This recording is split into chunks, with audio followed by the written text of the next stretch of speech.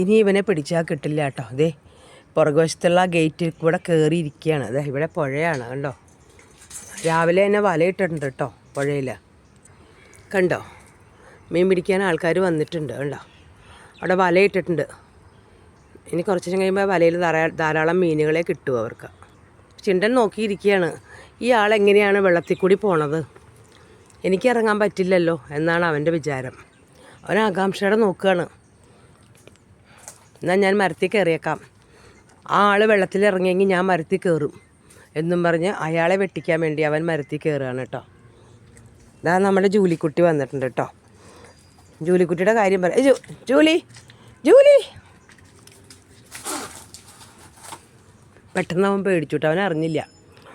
ജൂലിക്കുട്ടിക്ക് അവനെ പേടിയാണ് കേട്ടോ. വാല് കണ്ടോ. അവനറിഞ്ഞില്ല ജൂലി വന്നത്, പാവം. ജൂലിക്കുട്ടിയുടെ കാര്യം പറയാം കേട്ടോ. വ്യാഴാഴ്ചയാണ് വരാമെന്ന് പറഞ്ഞേക്കണത്. വൈകുന്നേരമേ വരുള്ളൂ. വൈകുന്നേരം വരാമെന്നാണ് പറഞ്ഞേക്കണത്. നിൽക്കട ജൂലി, കാര്യം പറയട്ടെ നിന്നെപ്പറ്റി.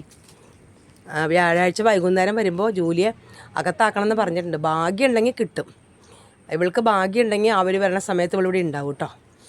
ഞാൻ പ്രാർത്ഥിക്കുകയാണ്, നിങ്ങളെല്ലാവരും പ്രാർത്ഥിക്കണം കേട്ടോ ജൂലി ആ സമയത്ത് ഇവിടെ വരണമെന്ന്.